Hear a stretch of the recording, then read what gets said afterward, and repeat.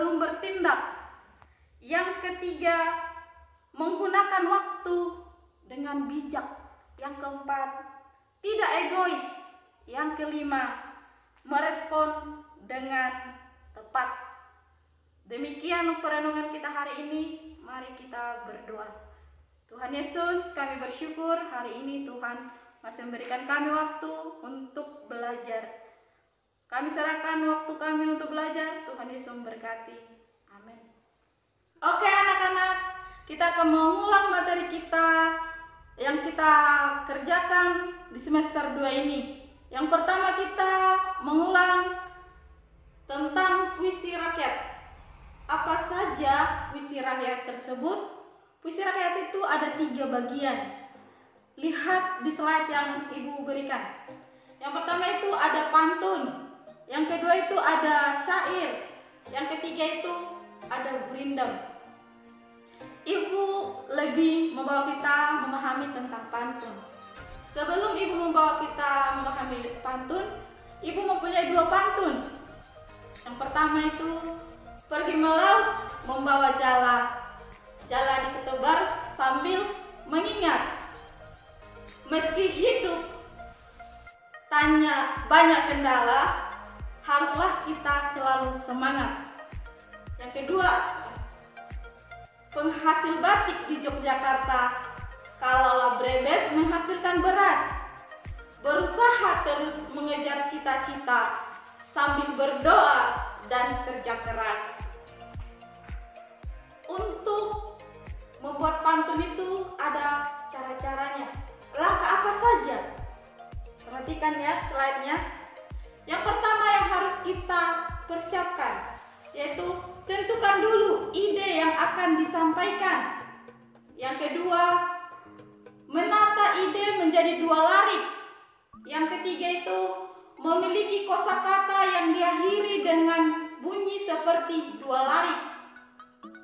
Yang keempat itu, membuat larik sampiran dari kata benda yang tidak berkaitan langsung dengan isi. Yang kelima, menata kembali kalimat atau larik dengan rima dan kosakata yang berirama sama. Yang keenam, menata pantun secara logis. Kedua, kita membahas tentang cerita fabel. Apa itu cerita fabel? Cerita fabel adalah dongeng yang menggambarkan budi pekerti manusia yang diibaratkan pada binatang. Contohnya, karakter apa saja yang diperankan atau yang digambarkan binatang dengan karakter manusia, yaitu karakter yang baik dan karakter yang jahat. Untuk lebih memahami tentang cerita fabel, mari kita perhatikan video berikut ini.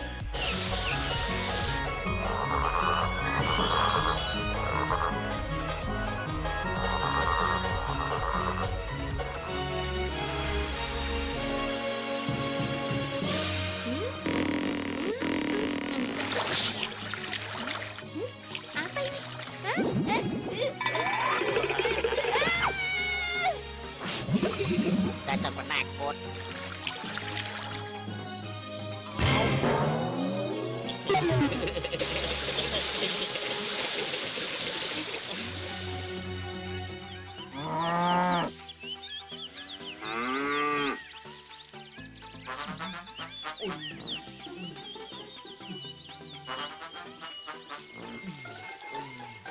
Hai Bul, bagaimana kalau kita berendam di telaga? Pasti segar.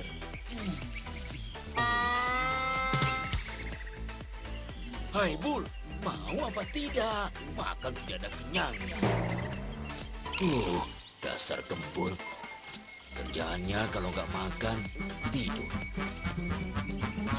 Bul, mau ikut nggak? Di sana banyak makanan. Oh, makanan? Oh, asik. Makanan aja, cepat.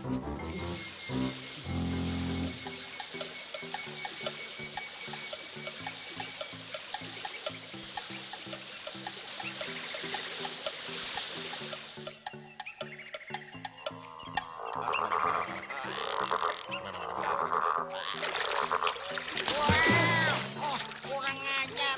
Siapa yang berani mengganggu kita?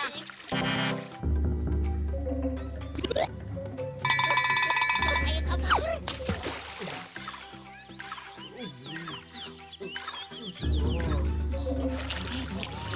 Besar sekali makhluk itu.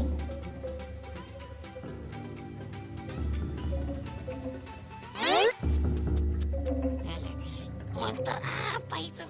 Besar sekali.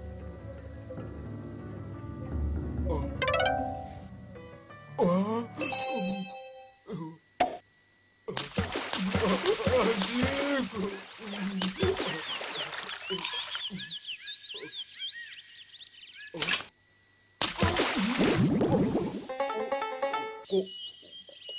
Kok tidak terapung ya? Kenapa ya?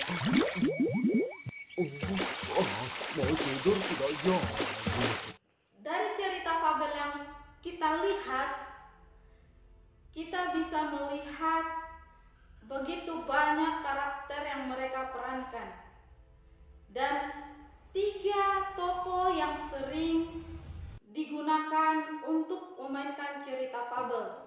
Yang pertama itu ikan, yang kedua itu buaya, yang ketiga itu monyet. Dan latar tempat yang sering digunakan untuk membuat cerita fabel itu sering digunakan latar tempatnya di sungai, di kolam, dan di hutan.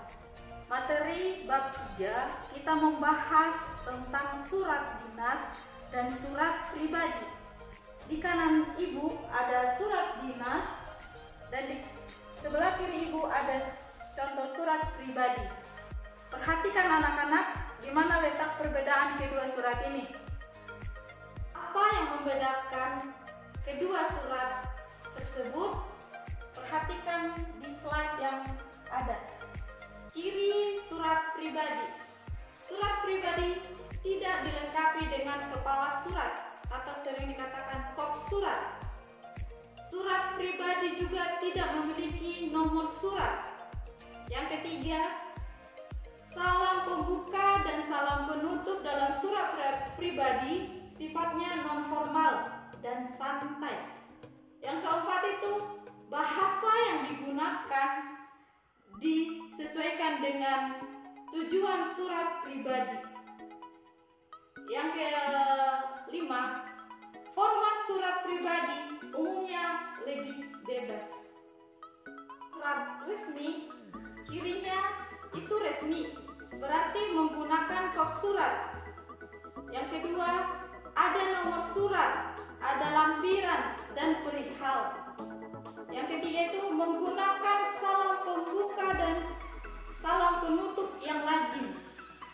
Yang keempat itu penggunaan ragam bahasanya resmi. Yang terakhir ada aturan atau format baku yang digunakan dalam penetapan surat.